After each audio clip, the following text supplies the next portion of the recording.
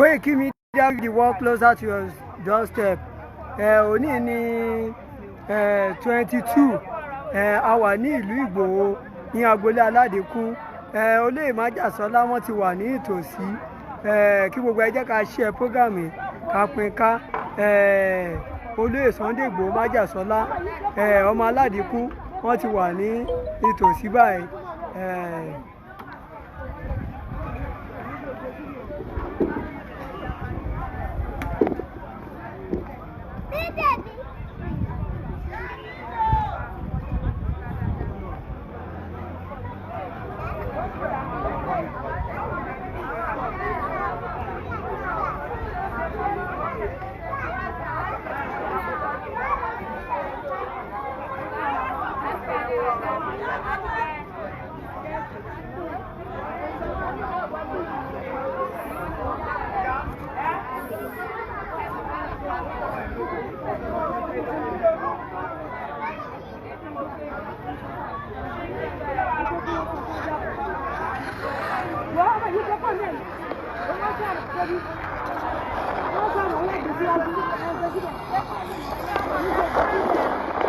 Ṣé ti ń gbọ́ bó ṣe ń lọ ohun mọ́tò lẹ́ ń gbọ́ ẹ̀rùn olóyè Sunday Ìgbòho ọmọ Aládìkún wọ́n ti wà ní wọ́n ti dé ìlú Ìgbòho àwa gan retí wọn ní family house ní ìlú Ìgbòho báyìí gbogbo ẹ̀yin ọmọ Yorùbá nílé lóko ẹ bá kú program kákẹ́ máa wò ó kò sí wàhálà ní ìlú Ìgbòho ìrọ̀wọ́ ìrọ̀sẹ̀ ní gbogbo ẹ̀ ń lọ tí ìdàdẹ̀ máa fi parí ẹ̀ pẹ̀lú àṣẹ Ọlọ́run kò ní sí wàhálà kò ní sóògùn kò ní sọ́tẹ̀ lágbára Ọlọ́run orílẹ̀-èdè Yorùbá á wá sí ìmúṣẹ láìpẹ́ láì jìnnà ogun ò ní kó ilẹ̀ Yorùbá lọ lágbára Ọlọ́run bóyá máa jẹ́ nìyí.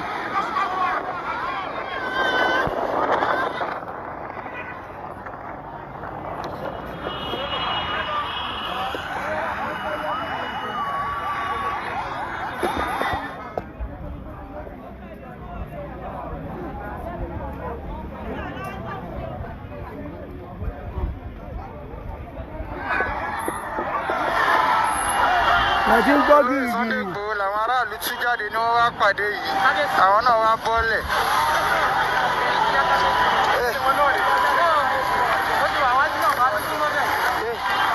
Olórí ẹjọ́ ẹ jẹ́ kí n bá yín bọ́lẹ̀ bẹ́ẹ̀ mọ́. Ọlọ́run Elédùmarè. Kábíyèsí àwọn akọ́yà. Ó yá wọ́n ti dúró wọ́n ti dúró.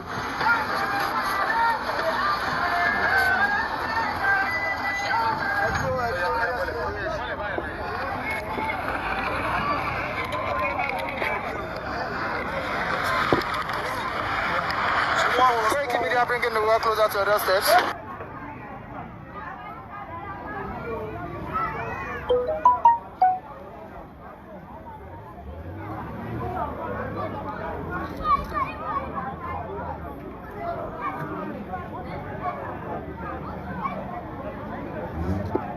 Ní báyìí ẹ jẹ́ ká wà lórí Koiki Media ká ibẹ̀ la lè ti rí bó ṣe ń lọ ní ìlú Ìgbòho mọ̀rẹ́ ọmọ Atapẹ́tẹ́ inú mi ẹ jẹ́ kí gbogbo wa ẹ jẹ́ ká share program yìí ká tó rí ìṣẹ́jú mọ́wàá ń sìn bàbá wa olóyè Sunday Ìgbòho Májàsọ́lá wọ́n máa kàn wá lára ń bí.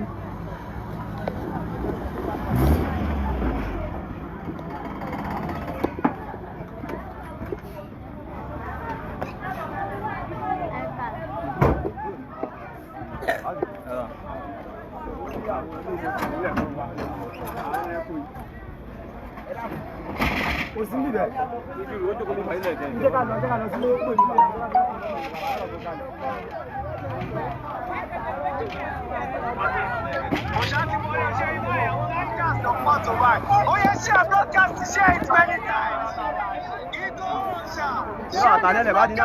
my God! Share this broadcast, let it tell around like that.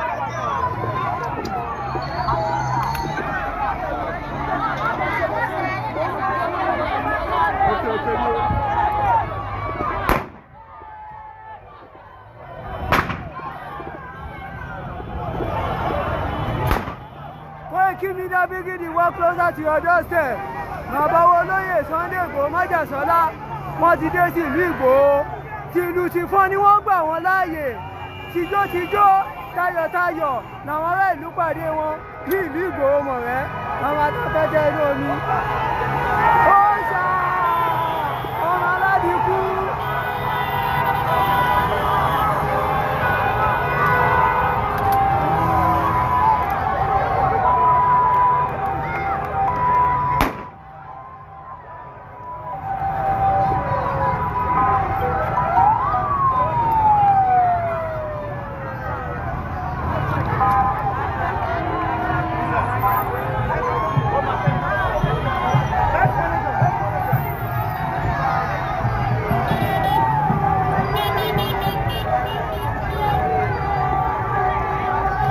Ìlú Ìgbòho gbàlejò àrà ọ̀tọ̀.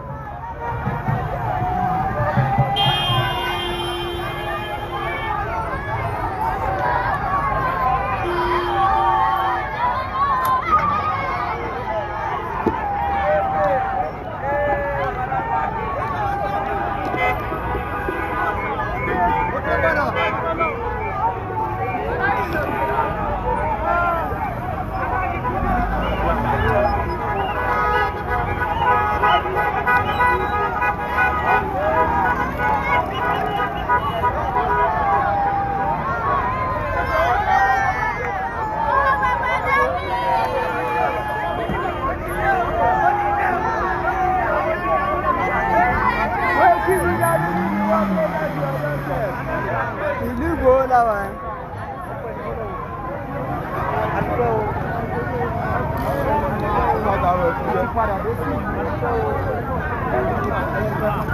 Kódà gbọ́dọ̀ ọba ẹ̀ náà.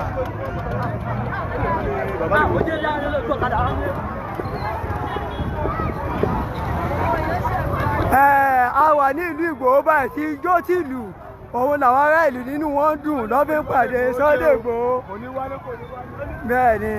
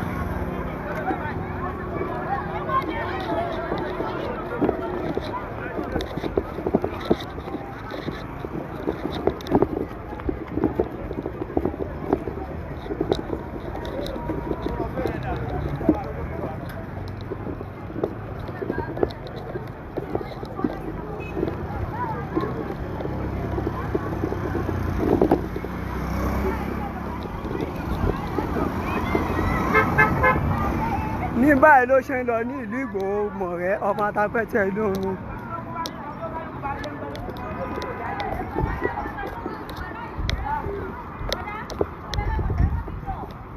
A máa gọ̀ kalẹ̀.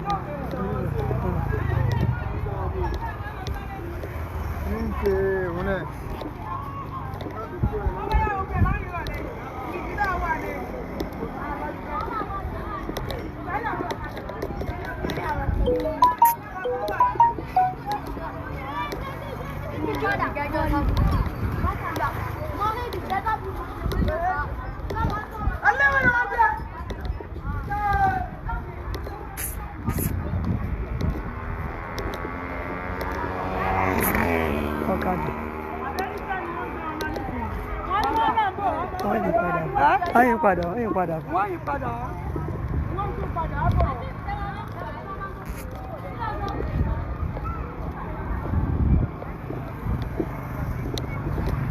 Àwọ̀ kadà. Ọwọ́ àmbẹ̀. Ewa. Wọ́n ti fọ́lù. Wọ́n ti tẹ̀lé wọn. Wọ́n ti tẹ̀lé àwọn tó lọ ẹsẹ̀. Ilé àwọ̀ kadà.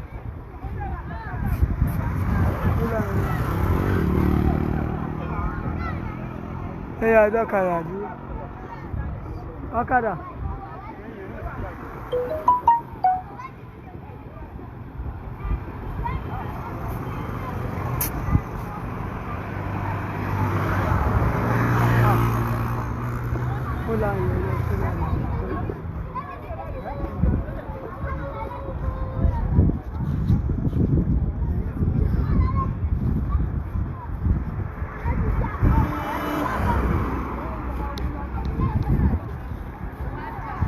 bó ṣe ń lọ ní ìlú Ìgbòho-Mọ̀rẹ́ òun ni à ń jẹ́ kí a fi ń tó yín létí ní báyìí bàbá ṣe Sunday Igboho wọ́n ti lọ sáàrin ìlú láti lọ káwọn ará ìlú.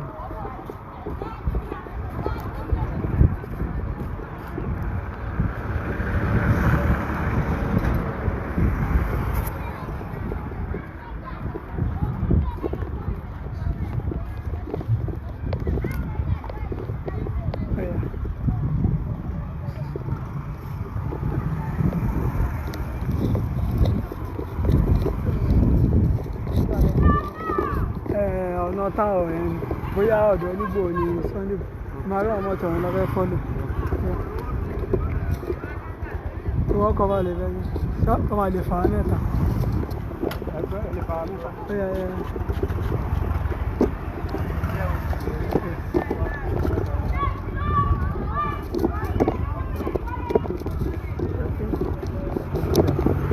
bó ṣe ń lọ ní ìlú Ìgbòho-Mọ̀rẹ́ òun là ń fi tó ra létí. Koiki Media bringing the world closer to your doorstep.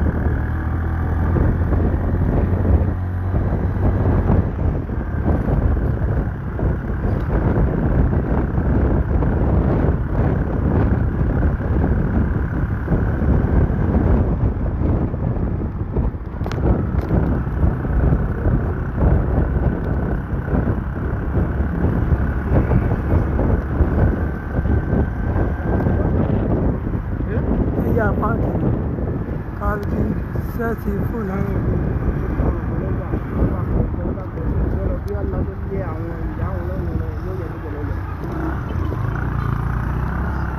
pápákì náà kárí fóònù wọn ní tọ́jú ó wà lọ jẹ́ palace Onígbò.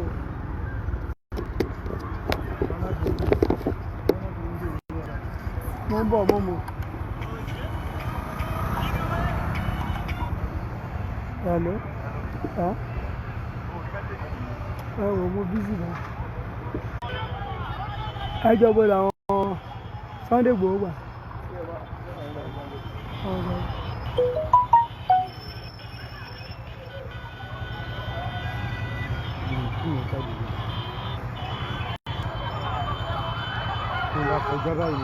Kò ní ẹṣẹ́ ọ̀dọ̀ Alẹ́tàdà bọ́ àríkèsí. Ìyá tó kọjá ní Bọ́lájà ní pátá. Mo máa àríkèsí.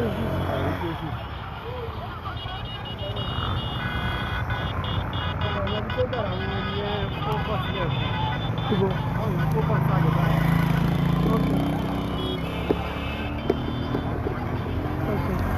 Ọ̀nà orókè títì tó lọ báyà. Ẹnu orí bá fọ́kọ̀ sílẹ̀ ọ̀hún la ní bóyá bí lọ́gbà. Àbádé junction ẹ̀yẹ ká dé. Ẹ̀yẹ dé.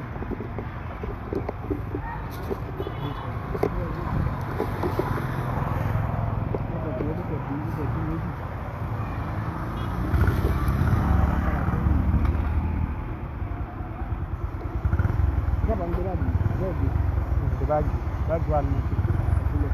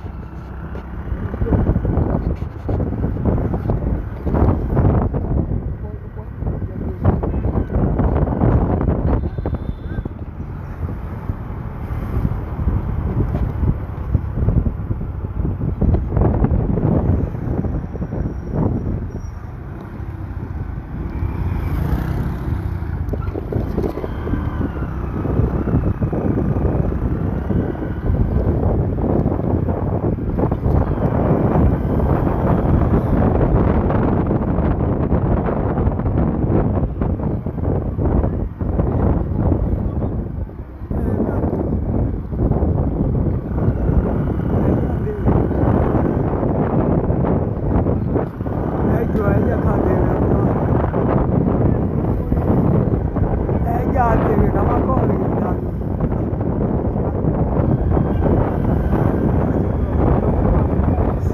Bàbá béèrè lọ́wọ́ rẹ̀ gbọ́.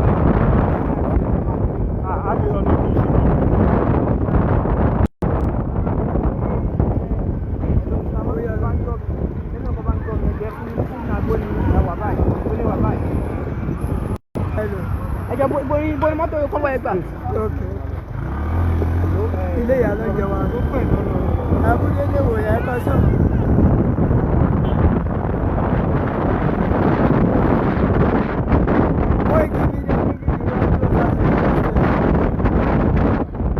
Nígbà yà wà ní ìlú Ìgbòho rẹ̀.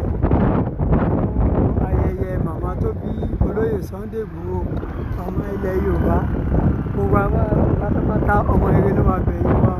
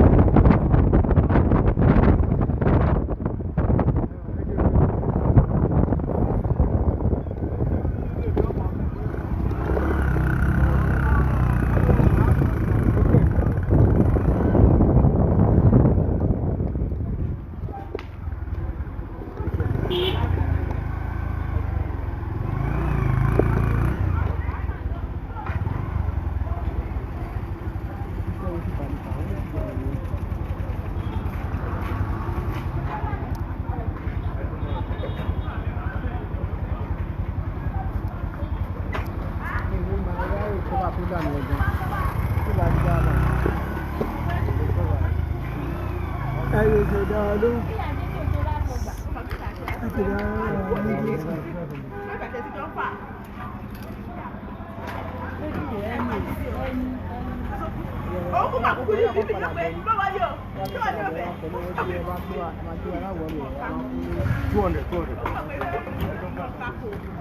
Yeah, you should get 200.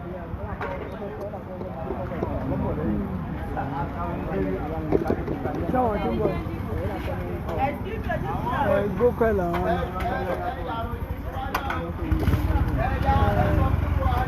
àwọn kìíní ọ̀nà wà mímọ́ ni àdókò lọ́rùn.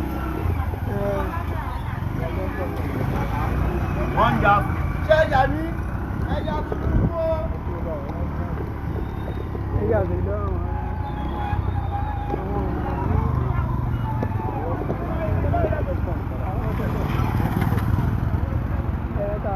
Ṣé bàbá lẹ̀ fún ọba ààrí mọ́tò wà náà sáà mọ́tò bọ́ọ̀tà àti bọ́ọ̀lá àti bọ́ọ̀lá láti ọ̀nà. Ọ̀kadà náà ló wọ́jọ́ ẹgbẹ́ ká kọ̀ọ̀kan yẹ̀ ká máa ṣe kọ́fíìsì. Kí ni màkà tẹ̀lé wọn báyìí? Wọ́n ìkí mi jáde níbi west coast láti ọjọ́ kan láti mọ́wọ́ fẹ́ màkà tẹ̀lé. Láti ní ọmọ ẹgbẹ́ padà ọmọ ọkọ̀ mi báyìí. A wà ní ìlú Ìgbòho. Bàbá olóyè Májàsọ́lá àwọn ọlọ́dẹ ìlú Ìgbòho báyìí tí wọ́n pàdé wọn ti jó tìlù ti fọ́n òun ni wọ́n fi pàdé wọn ní ìlú Ìgbòho mọ̀rẹ́ ṣe ń rí pẹ̀lú oríṣiríṣi àwọn ọmọ Yorùbá awakọ̀ ok Koiki Media bringing the world closer to your doorstep. Nígbà a wà ní ìlú Ìgbòho mọ̀rẹ́ ibẹ̀ láwà. 22nd of February 2024, Koiki Media bringing the world closer to your doorstep. We are live at Ìgbòho Òòṣà ọmọ Aládìkú.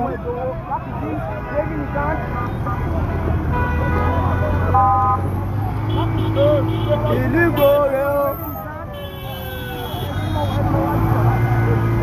Ṣẹlẹ̀ wà mẹ́lì, wọ́n yé kí bàbá wa Ṣìfún Àjàsọ́lá tìlù ti fọ́, òun ni wọ́n pàdé wọn.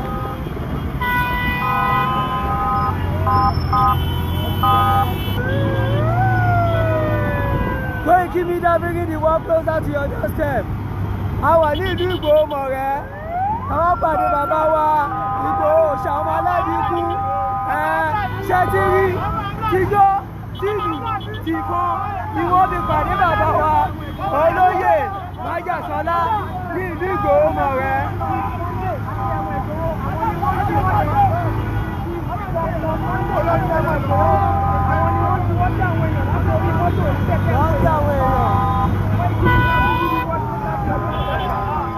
Sunday Adéyẹmọ Ìgbòho wọ́n ti wà ní ìlú Ìgbòho. Àwọn ni wọ́n ti wọ́n ti àwọn èèyàn. Ìgbòho Òòṣà ọmọ Aládìkú. Ìgbòho Òòṣà ọmọ Aládìkú.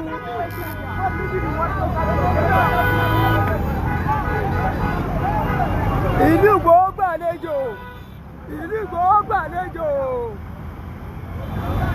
Koiki Media bringing the world closer to your doorstep. Koiki Media bringing the world closer to your doorstep.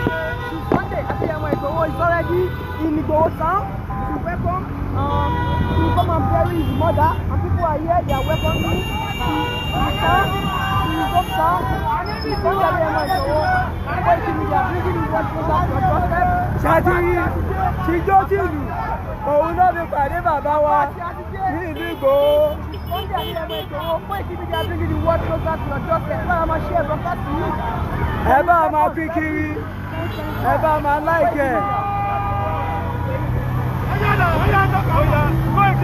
Bring the world closer to your doorstep. Ìgbòho mọ̀rẹ́.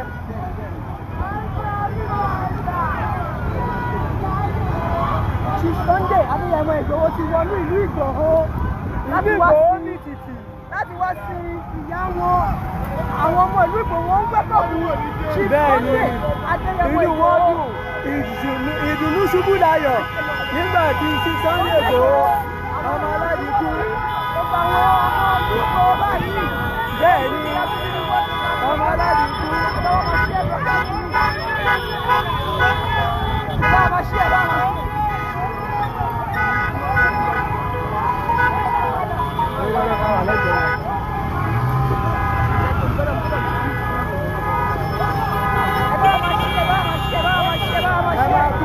Ìgbòho Òòṣà ọmọ Aládìkú. Koiki Media bringing the world closer to your doorstep. Koiki Media live. Bẹ́ẹ̀ ni ṣe rán ará ìlú, wọ́n ṣe kí wo tijó tìlù tìkọ́, òun ni wọ́n kí bàbá wa ní ìlú Ìgbòho. Ìgbòho mọ̀rẹ́. Back to his hometown. Today, 22nd of February 2024. Koiki Media bringing the world closer to your doorstep. We are live here at Ìgbòho town, where Chief Dr. Sunday Adéyẹmọ Ìgbòho is here. Come and bury his mother, and people are here. They are welcoming him back to his town. Bẹ́ẹ̀ ni 22nd February 2024 la wà. Ìgbòho lẹ́ ń wò yẹn.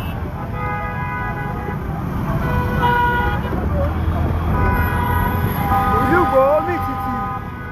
Sunday Ìgbòho ti dé. Ọmọ Adéyẹmọ ọmọ Aládìkú.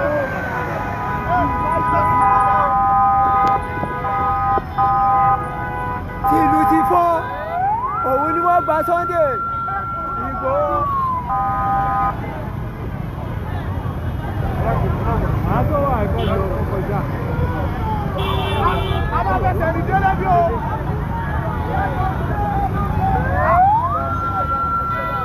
Ṣé tí báwọn èèyàn ṣe ń jó, tí báwọn èèyàn ń dùn, ìjayà fáwọn ẹni bí ìfọ̀kànbalẹ̀ fáwọn tó dàmọ̀ Sunday Igboho dé.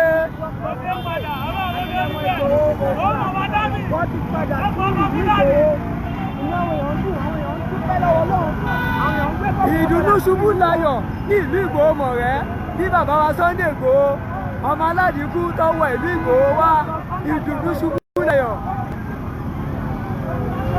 ọmọdé dàgbà nínú wọn dùn.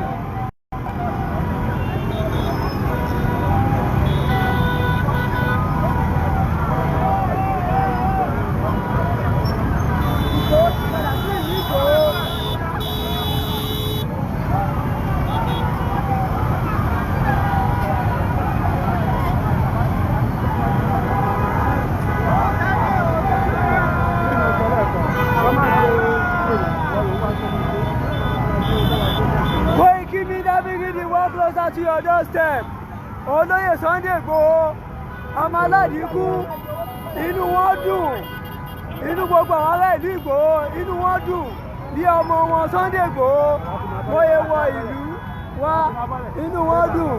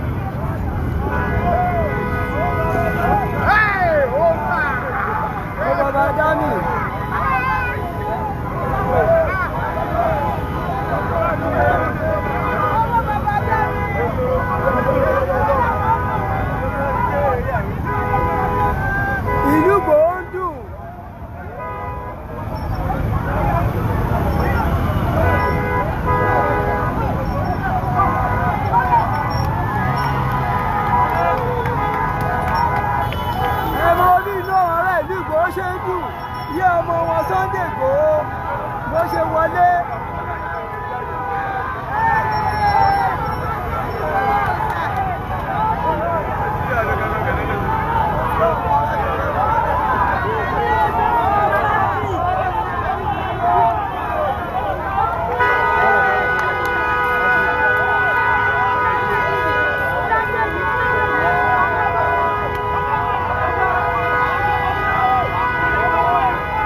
Vale, eso, la raíz de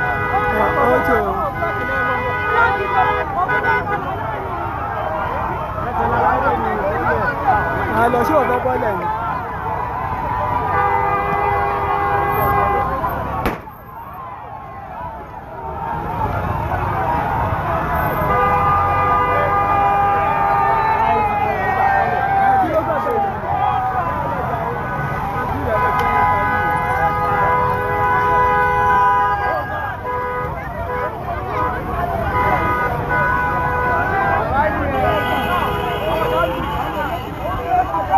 Àwọn màmá wa nínú ọjà àwọn màmá ọlọ́jà tó wá pàdé Sunday Igboho.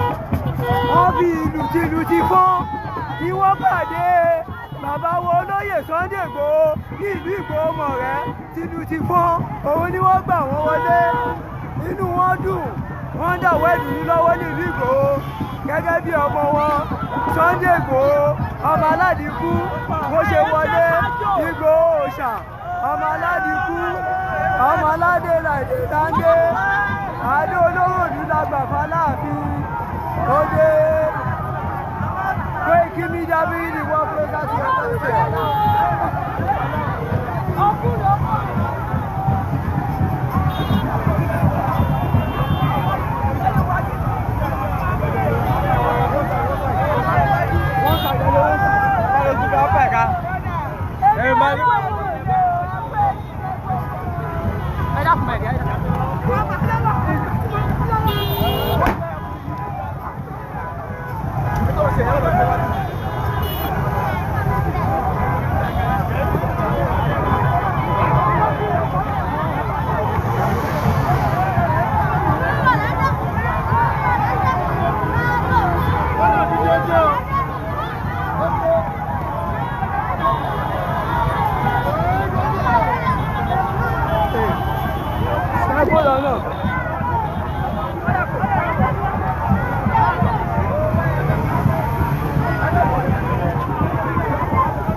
Koiki Media bringing the world closer to your doorstep. Nígbà yà wà ní ìlú Ìgbòho-mọ̀rẹ́ ọmọ Atapẹ́tẹ́ ní ìlú ibi tí wọ́n ti bí bàbá wọn olóyè Sunday Igboho. Tìlù tìfọ́ ni wọ́n pàdé olóyè Sunday Igboho ní ìlú Ìgbòho-mọ̀rẹ́ ọmọ Atapẹ́tẹ́ lómi.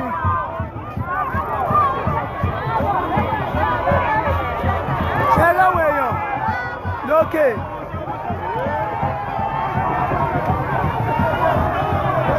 Ó ṣe lọ ní ìlú Ìgbòho ni.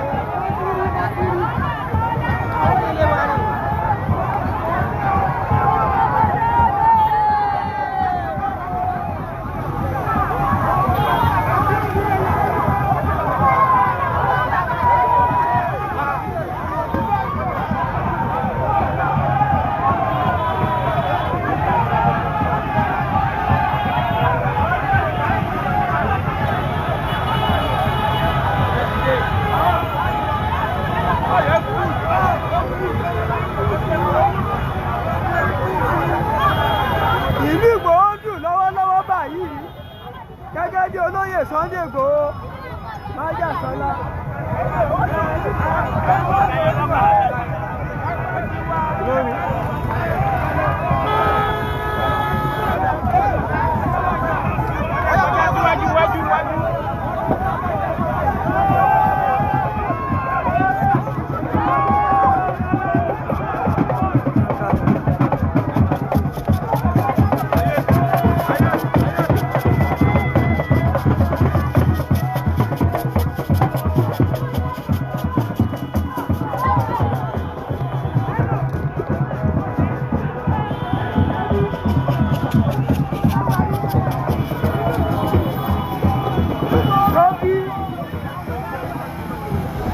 Ìlú Ìgbòho ń dùn lọ́wọ́lọ́wọ́ báyìí.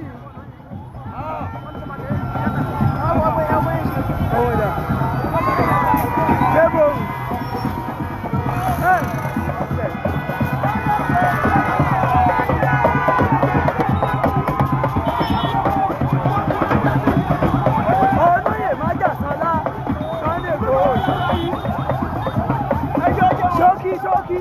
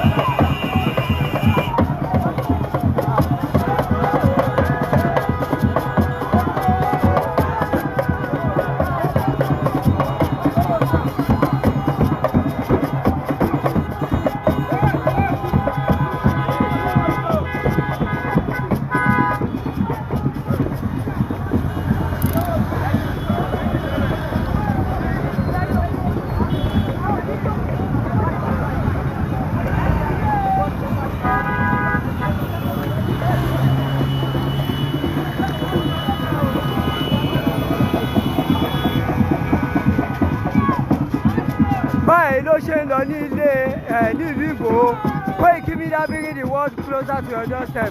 A wà ní ìlú Ìgbòho níbi tí wọ́n ti fi ijó àti ìlú pàdé olóyè wa bàbá wa Sunday Igboho ọmọ Aládìkú Ìgbòho Òòṣà.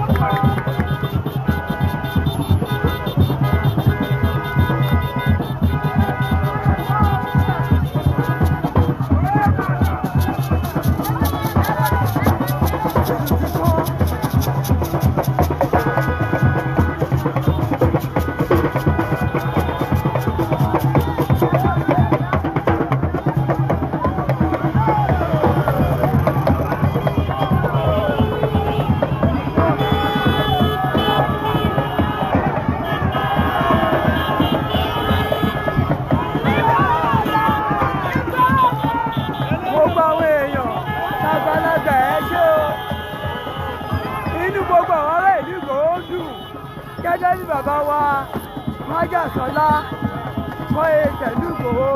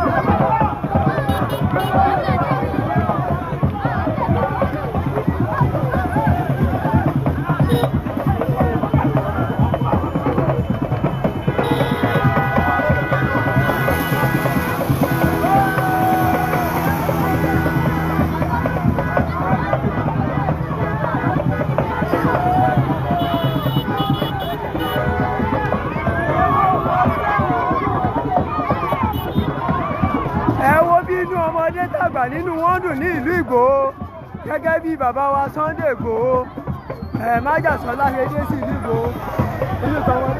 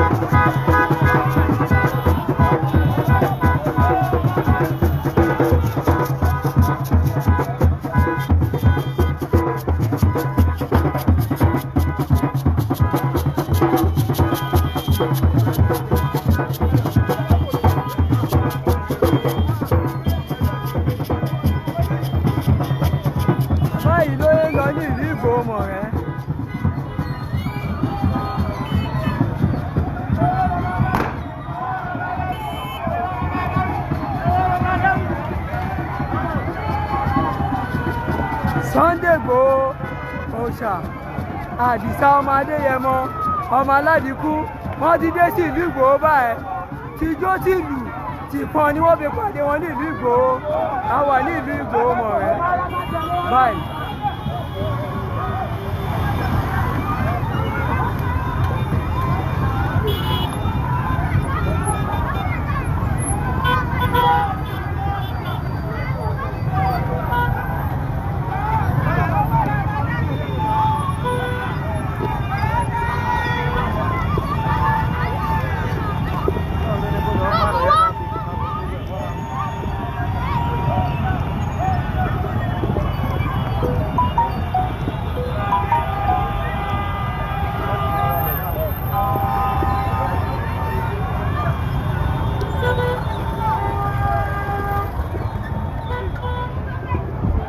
Koiki Media bringing the world closer to your doorstep. Nígbà yà wà ní ìlú Ìgbòho, bàbá Sunday Ìgbòho.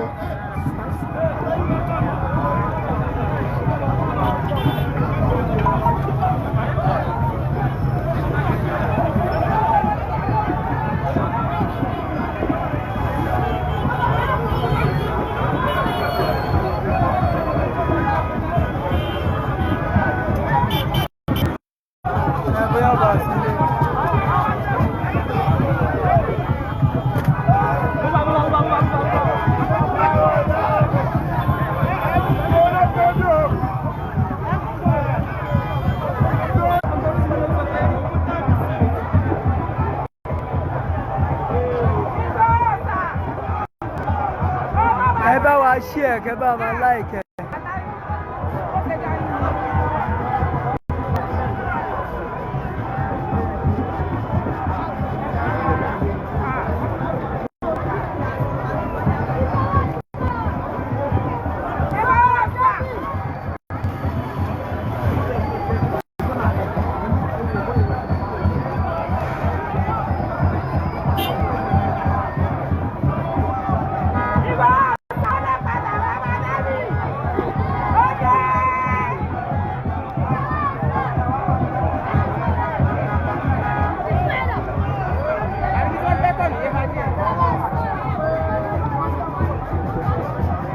Tí ọmọdé tàgbàlagbà nínú wọn dùn kí olóyè Sunday Igboho.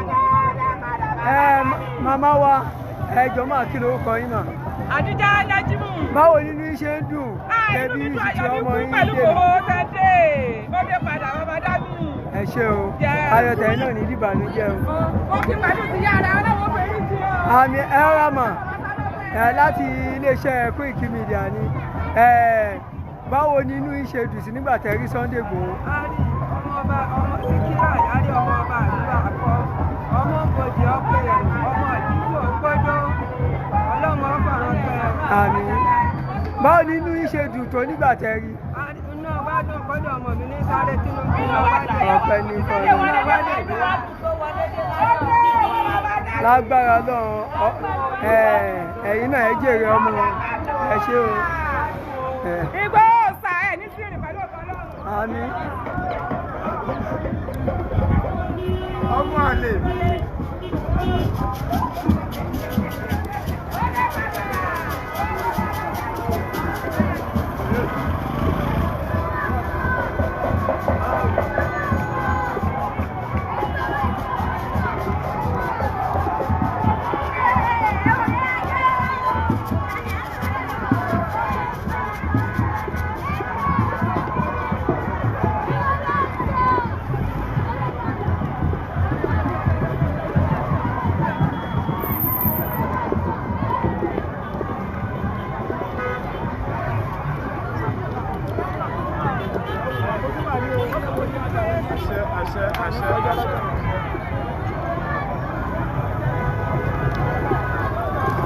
Bó ṣe ń lọ ní ìlú Ìgbòho mọ̀rẹ́ òun là ń fi sétí yín. Koiki Media bringing the world closer to your doorstep. Koiki Media bringing the world closer to your doorstep. Bàbá Sunday Igboho náà rèé.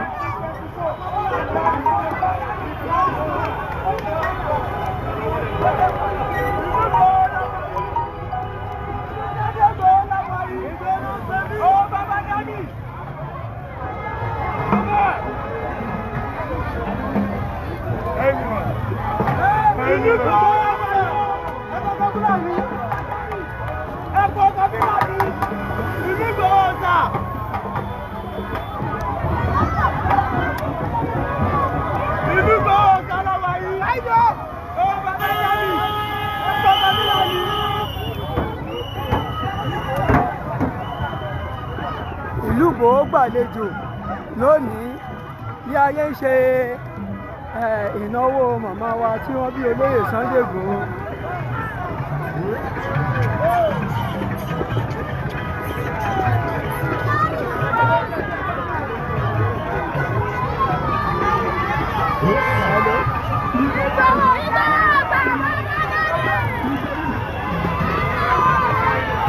Hello, sir.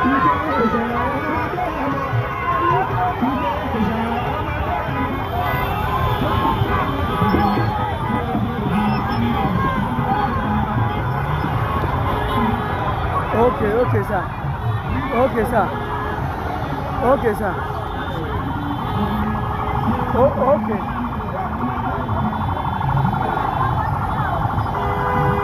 Okay, sir. Okay, sir. Ibẹ̀ náà ni mo. Okay, sir. Okay, sir.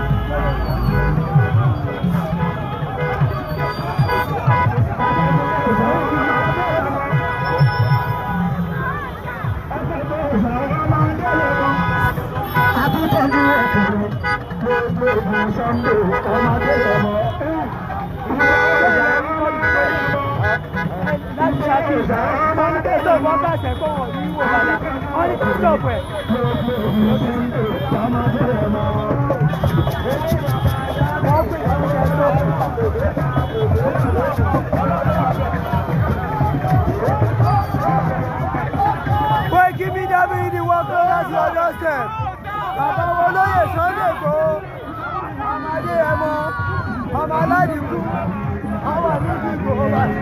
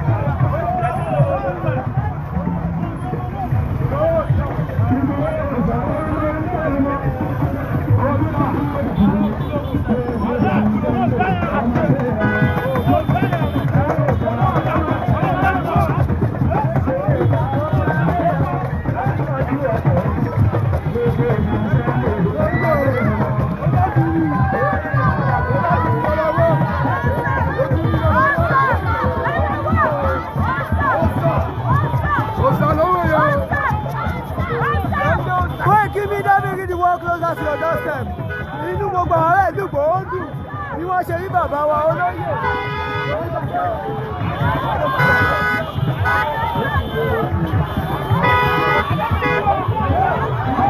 Bàbá Gani.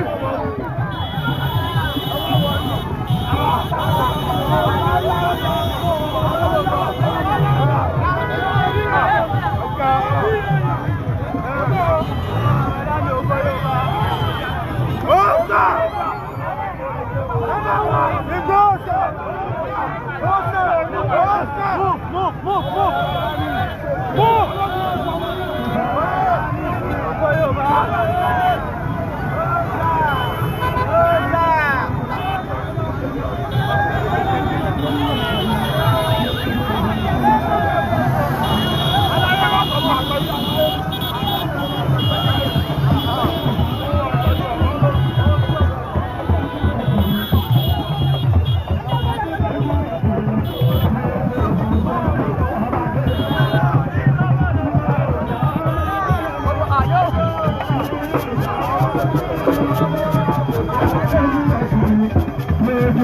Sunday, ọmọ abẹ́rẹ́ ọmọ.